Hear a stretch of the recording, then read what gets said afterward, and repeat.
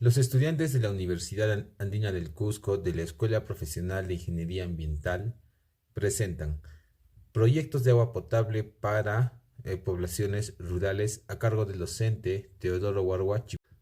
La ampliación significativa del acceso al consumo de agua potable en zonas rurales de nuestro país es uno de los principales desafíos que debemos enfrentar todas estas instituciones que están comprometidas en la mejora de la calidad de vida de la mayoría de la población. Los sistemas de abastecimiento de agua potable deben de ser seguros, adecuados y accesibles, con un saneamiento apropiado que permita eliminar y disminuir los riesgos de muchas enfermedades de importante incidencia en nuestro país, mejorando y sensibilizando la situación general de la salud, así como aminorar la carga de trabajo. Aspectos sociales. En esta vamos a tener lo que es la población actual, donde nos van a mostrar lo que es el número de habitantes y familias, también el número de viviendas y descripción de servicios públicos, como van a ser las escuelas, postas médicas, entre otros. También vamos a tener el nivel de migraciones permanentes y estacionales. También van a estar lo que es la población a 20 años. Va a estar el nivel de crecimiento o de crecimiento desde hace 10 años atrás. Va a estar la determinación de condiciones socioeconómicas que pueden afectar el crecimiento a futuro y también la proyección poblacional a 20 años en base al análisis de una información anterior. También se va a considerar lo que son el nivel socioeconómico y los aspectos organizativos. Como seguida tenemos topografía. En esta se va a considerar lo que es el plano general, el plano en planta de obra específico, plano para instalación de tuberías de construcción, aducción e impulsión, y también va a estar el levantamiento del centro poblado y futuras ampliaciones. Hidrología. Se va a considerar lo que es el tipo de ubicación. En esta se van a determinar si es de un manantial, río, canal o agua de subterránea o cotas de captación. Luego tenemos lo que es la determinación de caudales. Como vemos en el cuadro, este se considera de acuerdo a los meses y lo que está sombradito son los caudales aforados y los que están en cuadros vacíos, son los caudales proyectados en la base de información de los pobladores. Luego tenemos la calidad del agua. Esta, bueno, es una condición fundamental en un proyecto de agua potable. Geología. Esta tiene aspectos como la clasificación de suelos o nivel freático y estas se van a clasificar como roca fija, roca suelta y tierra. También tenemos lo que son los materiales para el relleno de zanjas. En esta se van a determinar las canteras para la primera etapa de relleno de zanjas, que debe ser de material granular zarandeado. También tenemos lo que son los agregados para el concreto. En esta se va a considerar que se tiene que utilizar concreto en las obras de captación, plantas de tratamiento y reservorios, así ya sea piletas. Y también es necesario ubicar e indicar los bancos de agregados, ¿no? También va a estar lo que son los estudios geológicos específicos. En este caso se va a realizar para determinar la captación portante para la cimentación de reservorio elevados o estudios geológicos que se tiene que realizar, ¿no? Demanda de agua.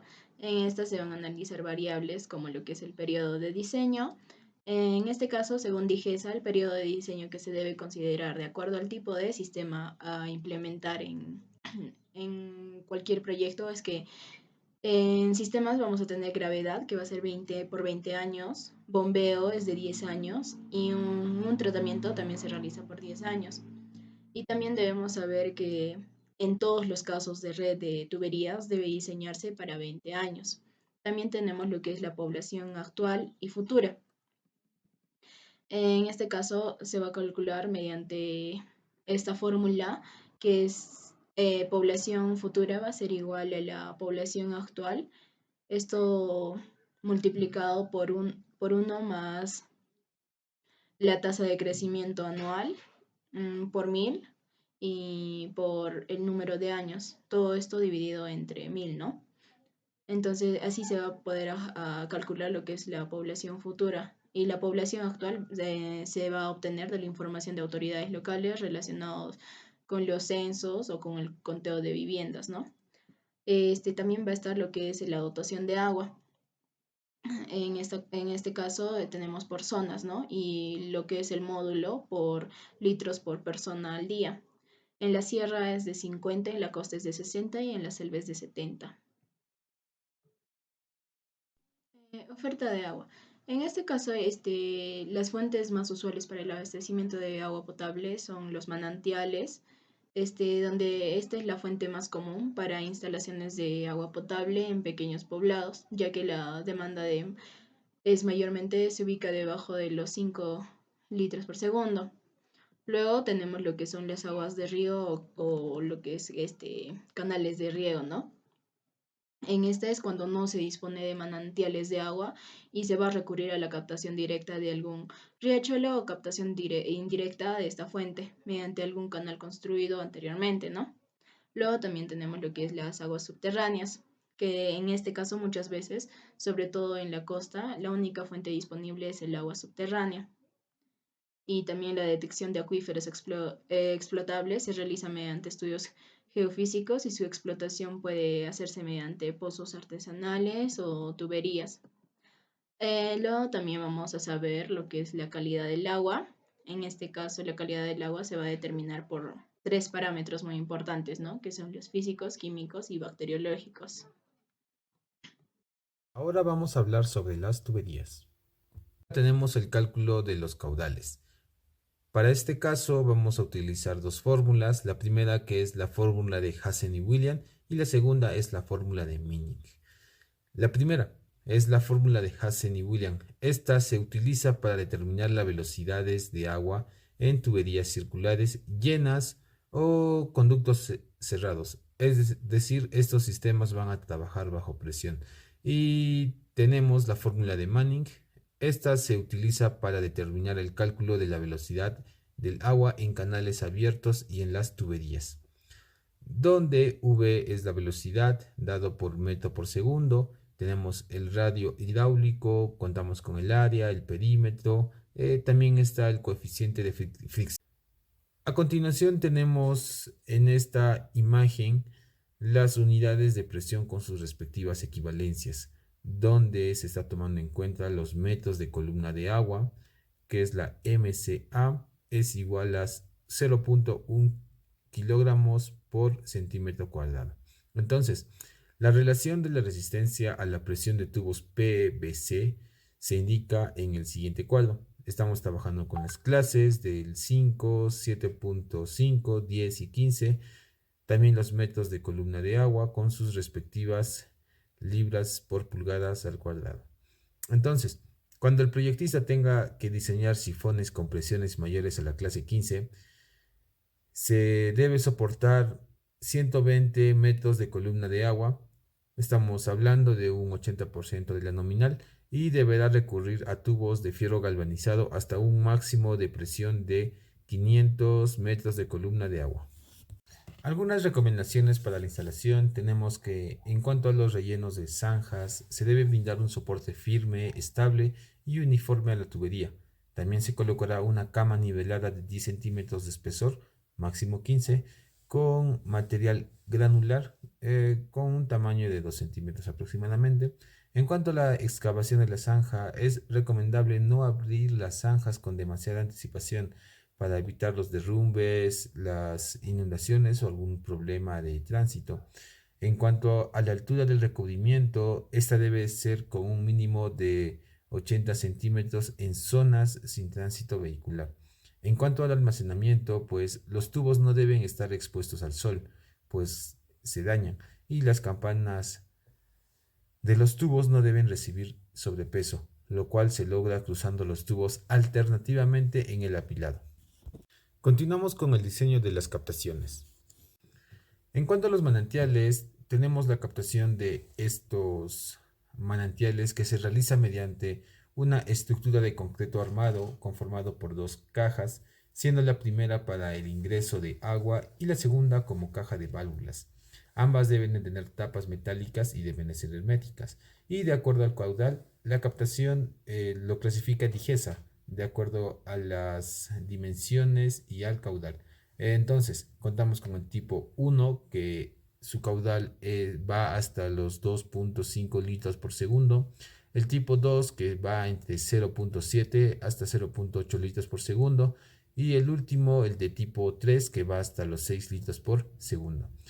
También contamos con la captación de tipo las partes de los. Continuemos hablando acerca de las aguas subterráneas. En este punto vamos a decir que este es un sistema de captación de aguas que está conformada normalmente por las siguientes componentes. Estos son de suma importancia, ya que tenemos los pozos de explotación, ya pueden ser artesanales o tubulares, tenemos las casetas de bombeo, estas incluyen las bombas y accesorios que esos deben de tener, tenemos la generación de energía, esta puede ser de acuerdo al molino de viento, esto puede ser por la parte eólica o el motor de diésel o gasolina, acomodándonos a la electricidad o paneles solares que se puedan dar.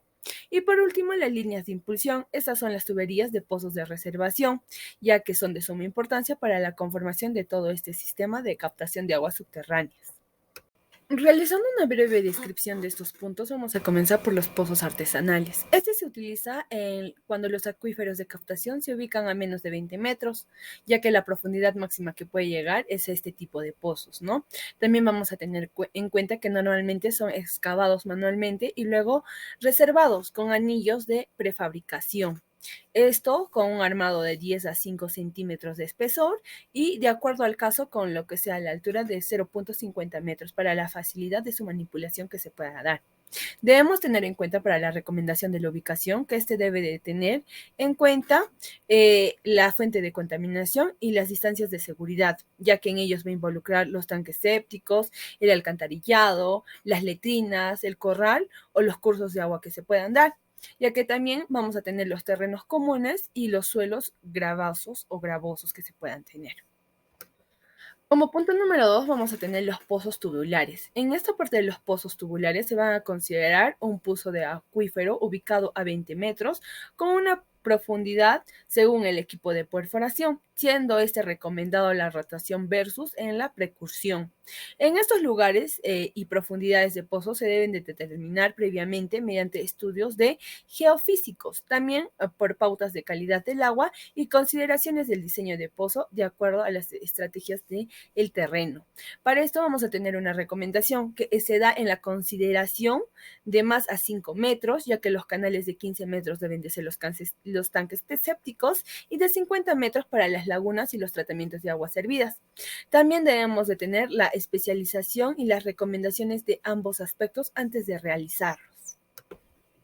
Para la parte de las casetas de bombeo vamos a tener que las casetas son la conformación de edificaciones que protegen el equipo de bombeo que se va a dar, ya que estos pueden ser sus accesorios. En este equipo también vamos a tener la energía eléctrica, considerando básicamente para la energía sumergible, el tubo de bombeo, el cable de bombeo, el árbol hidráulico y los tableros de control que se puedan dar. Esto también vamos a tener en cuenta para la ubicación de esta caseta, ya que debe de ser recomendadamente ubicada a los costados de los pozos o no directamente sobre el pozo, por las siguientes consideraciones como son los pozos artesanales o los pozos tubulares que pueden ocurrir asentamientos en el terreno que se da. Por último, tenemos la generación de energía. En este vamos a ver que son fuentes disponibles, ¿no? Ya que el bombeo de agua subterránea y los gastos de referencia son los siguientes que se puedan dar. En fuente van a ser los motores, gasolinas, paneles solares, motor de diésel, red eléctrica o molino de viento. Eso también va a ser acondicionado debidamente a los aspectos que se deben de tomar, como los motores de diésel, que deberían de ser de 5 a 10 años de uso, los paneles solares que estimulan durante 20 años y el molino de viento que representa un problema en un mantenimiento de su funcionamiento de acuerdo a los vientos que represente. Captación de ríos y canales. Para esta parte vamos a tener la captación de río. Este se va a dar en el diseño considerando la captación usualmente que no sea mayor a 5 litros por segundo, ya que se debe tener en cuenta la defensa ribereña, el bocal de compuertas, el canal entre bocal y desarenador, el desarenador con vertedero y las rejillas de ingreso. También se debe tener la información del área de la cuenca hidráulica, los caudales medios, los transportes, el derecho de terceros sobre el agua, fuentes de contaminación físicas, químicas y bacteriológicas, la geología, la ubicación y características de la agregación y los accesos a las zonas de construcción que se puedan dar, ya que por otra parte vamos a tener la captación de canal. Para esta parte vamos a tener que hacer mediante un orificio en el muro lateral del canal, regulado con compuertas o válvulas de compuertas, ya que esto va a dar lugar al ingreso del agua o de su desarenador. De aquí va la línea de conducción con la parrilla de ingreso para el tubo. En esto quiero decir que la información va a ser continua, el derecho del uso del agua y la calidad del agua, ya sea su transporte de sedimentación que se debe tener en consideración. Líneas de tuberías y reservorios. Para esta parte vamos a tener las líneas de conducción o impulso, ya que esta línea es un transporte del agua desde la captación hasta el punto de entrega, ya que usualmente este reservorio de regulación es evaluado por la planta de tratamiento o puede ser directamente a la red de distribución cuando el caudal de conducción corresponda al caudal máximo de horario. Para este punto vamos a tomar unas recomendaciones que son para el diseño más que todo. Vamos a tener la alineación, el caudal de conducción, las clases de tuberías, la velocidad, el golpe de ariete, la dilatación y la instalación de las válvulas, ya que entre las válvulas vamos a tener las compuertas, válvulas de aire, de purga, retención, cajas de rompepresión y los anclajes que se puedan dar. En esto también vamos a tener en cuenta, como ven en la parte superior, que es la lista de diseño. En esta lista de diseño van a haber referencias que tenemos que tener en consideración, tanto como el caudal de río, la alineación, las tuberías, las cajas y las construcciones que se van a dar de acuerdo a lo requerido. Continuando, vamos a tener acerca de las líneas de abducción o distribución. Estas líneas dan al inicio de la red de distribución, ya que el caudal conducirá el máximo de horario que se pueda dar. Esta red de distribución es el conjunto de líneas distintas al suministro del agua o los usuarios que se puedan dar de acuerdo a la cantidad requerida y la calidad. Ya que sabemos que en los centros poblados o rurales no se incluye dotaciones adicionales para esto. También los parámetros de diseño que se deben de tener en cuenta son la información básica para el diseño, como son el perímetro urbano actual y futuro, el ancho del frontis, las vías férreas, vehiculares, entre otros, los planos de urbanización y pavimentación, la delimitación de las zonas de precisión, la ubicación del reservorio, los sistemas existentes y la definición de las etapas. Por otra parte, tenemos que tener en cuenta las recomendaciones para el diseño, como son los caudales. En este va a estar el máximo de horario, las tuberías, esto va a ser el diámetro, líneas principales y secundarias, y la velocidad, tanto que puede ser máxima o mínima. En esto vamos a tener que también delimitar la zona de presión. En esta vamos a tener los porcentajes de área y las presiones máximas, tanto estáticas y dinámicas que se puedan dar. Por otra parte, en esto vamos a ver también lo que es el diseño de la red, ya que vamos a coger como puntos los trazados de la red, los sistemas de circulación de cerrado y el cálculo del diámetro. Como pueden ver en la parte superior tenemos una lista de diseño. Eso va a ser una referencia para el caudal del diseño máximo en horario. Debemos de ver los tipos de red, tipo de red, longitud, líneas principales, métodos de cálculo, determinación de presión, velocidad, clases de tuberías y diámetros que se van a utilizar. Por otra parte, para las válvulas vamos a tener los números y los diámetros. En estas van a ser los bloqueos, los desagües, la purga, la aireación y la reducción de presión que se tenga que dar. También los anclajes, los CRP tipo 6 y tipo 7, las conexiones a domicilio con o sin medidor y las construcciones, tanto de profundidad de enterrado, el material de relleno, el ancho de las zanjas y la clasificación de los suelos que se puedan dar para la excavación. Para el reservorio de regulación vamos a tener que existen tipos como el apoyo y el elevado. El apoyo es cuando se ubica sobre el terreno y en la parte del ubicado es cuando está sobre la estructura de soporte. ya que como objetivo tenemos los suministros, el caudal máximo de horario para la red de distribución que se tiene que dar, el mantener precisión adecuada a la red de distribución, tener agua de reserva en caso se interrumpa la línea de conducción y proveer suficiente agua en situaciones de emergencia como son los incendios.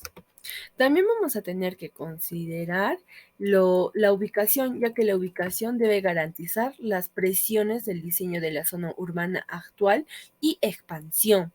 El reservorio debe ubicarse lo más próximo a una red de distribución. También puede darse el caso que requiera más de un reservorio en caso de la dispersión de la población que se pueda dar. También la ubicación debe considerar la delimitación de la zona de presión. Esto también se debe considerar admisible en las zonas más cercanas que pueda tener. Como pueden ver en la parte superior, vamos a hablar acerca del listado de control. Esto debe tener la capacidad de 0.25 máximo diario.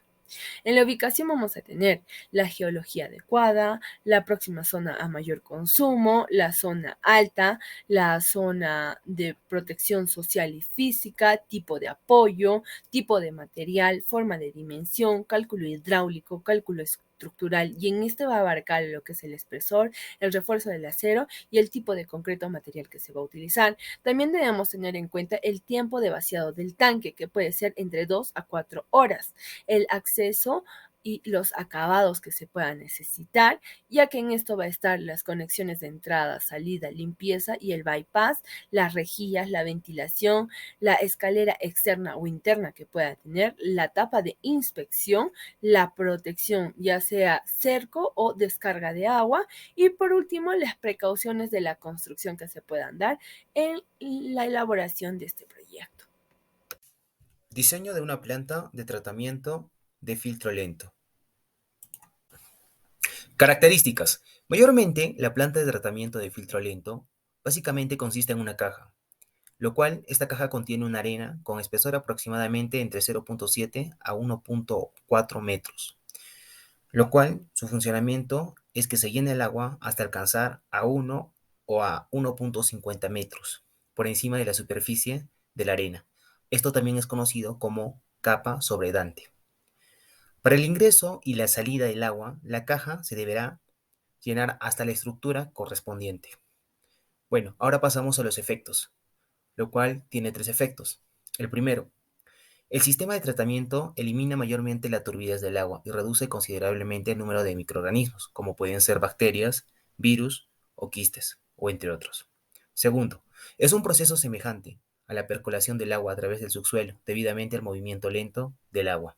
Y como tercero tenemos que estos filtros se utilizan desde el siglo XIX y se han probado con su efectividad en múltiples usos. Y ha habido resultados como en los procesos de tratamiento más efectivo, simple, económico, que fueron mayormente para las áreas rurales. Tipos pueden ser convencionales, modificados, flujo ascendente, dinámicos. Dentro de ello también tenemos sus componentes, que es la capa sobre nadante, el lecho filtrante, el sistema de drenaje, sistema de regulación, que incluye tanto la entrada y la salida. En los tipos tenemos sus observaciones, que el uso más usado dentro de los tipos es el convencional, ya que resulta el más práctico para la operación y mantenimiento. Ahora pasamos a las restricciones de las condiciones. Como primera restricción tenemos que la turbidez del agua es mayor a 50 unidades de tritio, por pocos días hasta 100 unidades de tritio. Otro es que las temperaturas son menores a 4 grados Celsius. Otro es que presenta o hace la presencia de agroquímicos en el agua, que pueden modificar o destruir el proceso microbiológico que sirve como base de la filtración lenta. Y como última restricción tenemos que el fundamental, la presencia de la luz solar. Descripción del problema. Durante el proceso de las impurezas entre el contacto de la superficie de las partículas del medio filtrante y son remitidas, desarrollándose adicionalmente en el proceso tanto de la degradación química y biológica, en lo cual reduce la materia retenida en formas más simples, las cuales son llevadas en una solución que permanecen como material inerte hasta su Subsecuente retiro de limpieza. Durante el día y bajo la influencia de la luz del sol, se produce lo que es el crecimiento de estas algas, las cuales absorben el dióxido de carbono, los nitratos, los fosfatos y otros nutrientes del agua para formar el material celular y el oxígeno. Los factores que afectan en este proceso son los siguientes. Uno que es el diámetro de las partículas, lo cual es del material filtrante. Otro que viene a ser es la temperatura, que es la eficiencia en bajas y en cuanto baja a 2 grados Celsius. Otro es el desarrollo de las algas, que requieren mayormente la luz solar. Sin embargo, los filtros son recubiertos y también trabajan bien. Otro es la capacidad de la oxidación del filtro. Otros son los pesticidas y sus sustitutos tóxicos, que son o vienen a ser negativos. Y por último tenemos los poros, que conforman aproximadamente entre el 40% de volumen. Recomendaciones para el diseño. Para las recomendaciones del relleno o el diseño de esta planta, tenemos 3 puntos importantes. Como el primer punto tenemos el prefiltro sedimentador, que es una estructura para que el agua discurra a baja velocidad, para que también asimismo la decantación de las partículas sean finas y removiendo a la turbidez que llega hasta los 1000 unidades de tritio y también las partículas mayores a 0.05 milímetros. Dentro del diseño damos algunas recomendaciones para tener un buen diseño. La profundidad es de 1.5 a 2.5 metros. La relación entre el largo y el ancho es de 4 a 6.